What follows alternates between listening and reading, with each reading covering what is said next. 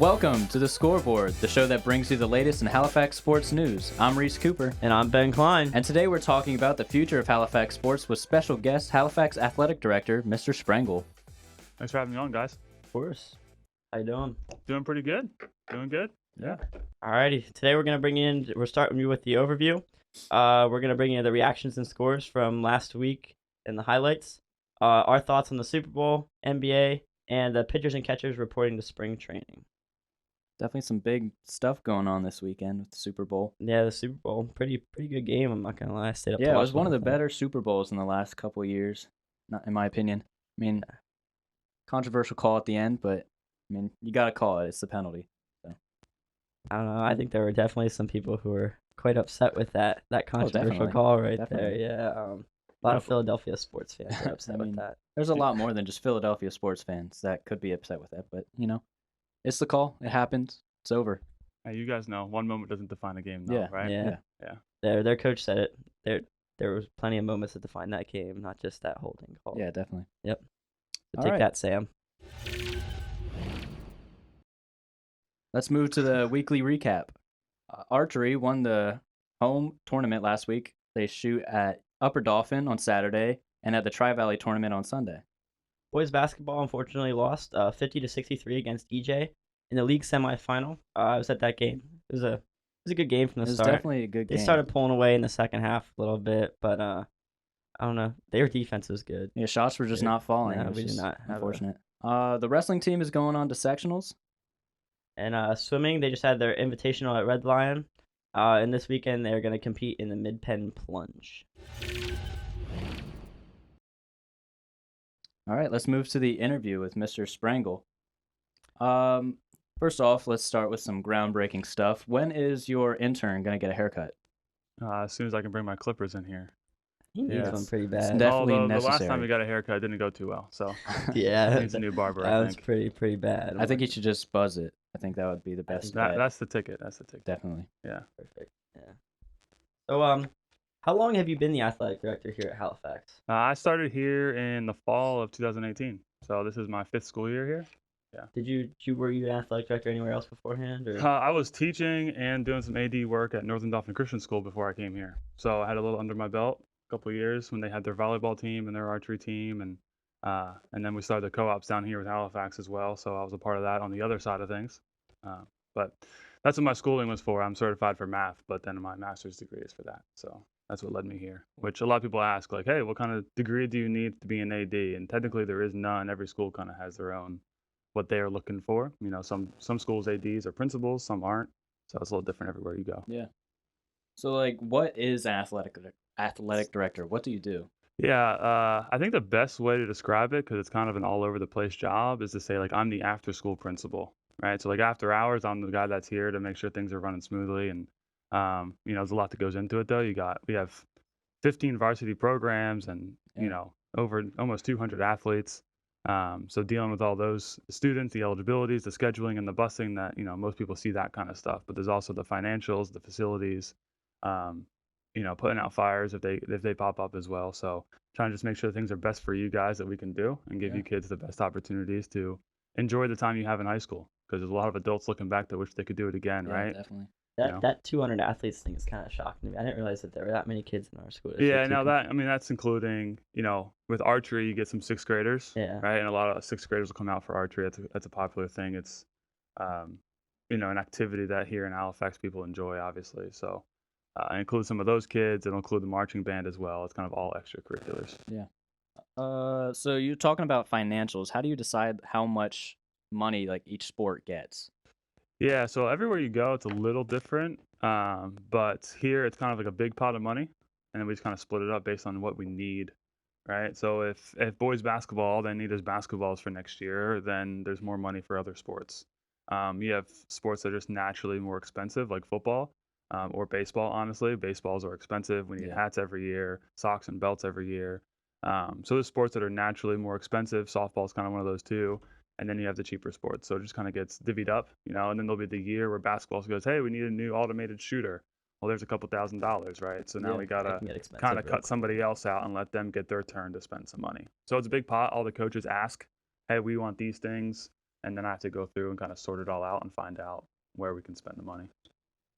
What was the whole athletic program and like the way athletics were run here, like kind of when you started, and like what have you done anything to change it, or if you made any like significant changes to how things are done? Yeah, I think we're always looking to grow and make things better, right? But one thing that drew me to Halifax was the way the programs were run already is kind of my same mentality, right?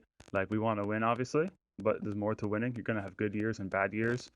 So in those bad years, you still got to have goals. And for me, those goals are uh, getting coaches in here who can teach you guys life lessons, right? You're going to graduate one day, and we got to be ready for that. Yeah. And I think sports are a great way to do that because you're going to face adversity, you're going to face highs and lows, you're going to face conflict, and so sports are a great way to teach you kids how to handle some of that in a low risk setting, right? Like, okay, we lost a game, but in 2 years, does that really matter? No, but losing your job does, right? But now we know how to face that situation later on in life, hopefully. So that's kind of the way Halifax is set up already with the Discovery and the Character Ed program. So I kind of I love that, and I want to keep that going on that end of things. In terms of changing stuff, I mean, trying to get varsity club going was a goal, right? Get you kids more excited to be at games and involved. There's been minor tweaks, but nothing major.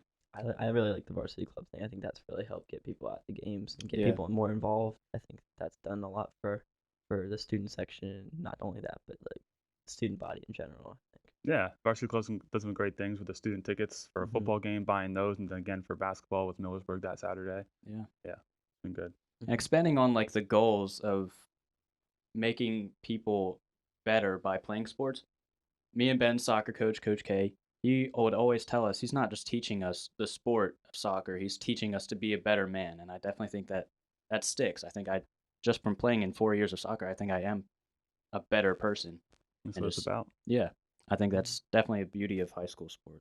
Also, when you have a team that's struggling, like example, the football team, they don't have a lot of numbers. They need players playing both sides of the field. They're going to struggle. You can't, win championships like that. What does that do for the outlook of an athletic director? How does that make things change? Yeah, it's my job then to kind of evaluate everything and find out why, right? Why aren't kids playing? We got over 200 athletes, and we had to do tryouts for boys basketball this year. Well, how come they're not playing football, right? So I got to ask those questions and ask people too, right? Like I can't expect myself to have all those answers. I got to go out and ask the kids and ask coaches and ask parents in the community and find out what's going on. And then if changes need to be made, you need to make those changes to try to help. Because the kids who love football, right? We want to give them their best shot too. So we got to make sure that the program can bounce back, and the numbers make a huge difference. Huge difference for just a practice plan, right? Having a good practice, it matters a lot. So, what's your process for hiring new coaches? I know that there were some coaches that were getting hired this year. So, I just wanted to know like what the process was and how you go about hiring. Yeah, so in a school district here, right, where there's a union for the teachers and some of the aides, the coaches don't necessarily fall under that union. However, there's still like really good best practices for hiring and making sure that you're being fair and equal in your opportunities for people. So whenever a coach retires, resigns, or we decide to move on, we got to open up that position and post it somewhere, right, and make it people aware that we're searching for somebody. And then we receive those applications. We have a coaching application they fill out, which kind of gives me a history of where they've been and what they've done sports-wise. And then they also usually submit some sort of cover letter, right, outlining their career with athletics and coaching. And then we kind of screen those for what we're looking for, right? Helping kids teach life lessons. Do we have candidates who we think can do that? And then we set up interviews. And the interviews is where you kind of get down to the nitty-gritty to find out what somebody's really like. And that's honestly the hard part, right? How do you sit in a room with a coach who's used to being on a field with kids and find out what kind of coach they're going to be? It's a little more difficult. So we got to get creative sometimes. Obviously, we just hired a new football coach. Roy Wall will be coming in this next fall. He's excited to get started. And with that interviews, we use huddle film and we project it on the board and all the candidates kind of break down film for us to try to get them into a more coach-like setting. We just did boys soccer interviews recently. And same deal there, like trying to create scenarios where we're going to hear what kind of coaching they're going to give us.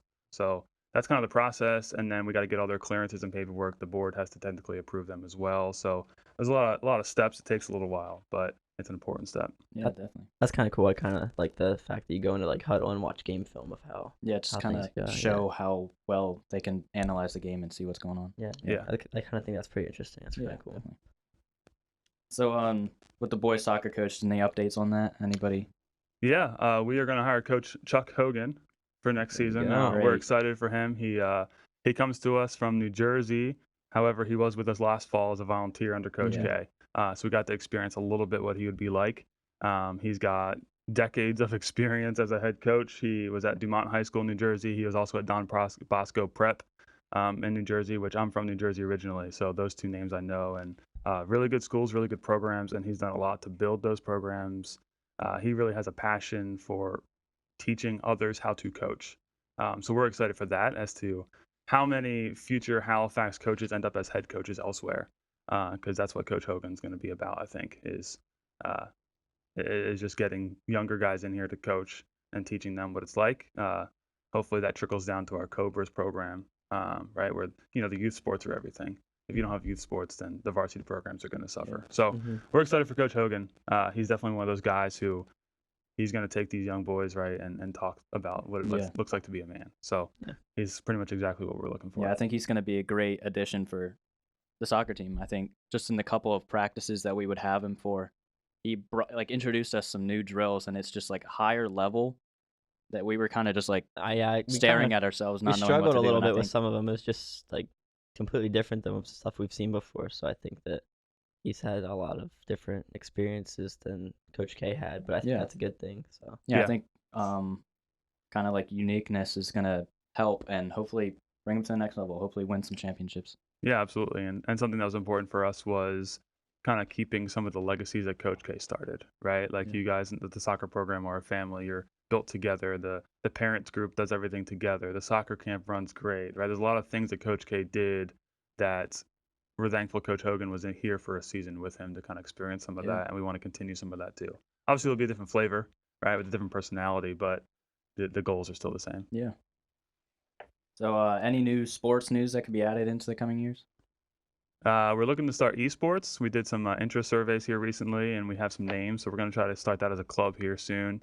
Mr. Lucas Tribble in our IT department is going to coach that, so we're excited about that. We're always looking to reach students that we don't reach, right? We're not looking to steal athletes away from any other sports, but Yeah. there's kids here that obviously would enjoy that don't play sports. So Yeah. why not get them involved in something after school, as well as nowadays, man, there's scholarships out there for esports. So if we can help kids get to school for free or even for cheaper, then let's Yeah, do it. definitely. I think that's really cool. That's definitely something that'll reach to new people. I think. Yeah, So. with the world we live in, I mean, so many people playing video games and whatnot. I think it can definitely be competitive and bring some good stuff, I think. Yeah, there's obviously not the athleticism that's quite the same, right? Like you don't need the cardio skills you do in soccer, Yeah. but that teamwork is still there for a lot of Yeah. the games that they'll get into. So We can push on to the final segment here. Just go over a quick Super Bowl recap. My prediction failed, along with our previous guest Judah's. They both, that was a failure. Yeah, I was standing strong with my Chiefs and Patrick Mahomes, Travis Kelce. Just can't count them out. Down goes the Eagles. Yeah, poor Sam. Pitchers and catchers are finally reporting to spring training after a long-awaited off-season. I know I'm excited for the new season. How about you, Mr. Sprengle? yeah, I'm a Philly fan through and through, so the Eagles things upsets me obviously, but I'm excited for the Phillies and what they got and what they're coming back and some of the moves they made here in the winter. They Yeah. really bolstered that pitching staff, which was a much Yeah, if they needed can thing. maintain a high record throughout the season up until the All-Star break, once Bryce Harper is able to come back, they got a great shot, I think. Yeah, I have not been a Harper fan to be honest, but I think he's proved himself, so looking forward to it. Yeah, I'm a Nationals fan, so I don't know how much I like Bryce Harper anymore. That's definitely unfortunate for you. Yeah, kind of unfortunate, but oh well. All right. Thank you for tuning into the Scoreboard. We're here once a week, keeping you up to date, everything happening in Halifax sports and beyond. Thank you, Ben. Thank you, Mr. Sprengle. And thank you to our production team. We will see you next week in our next episode.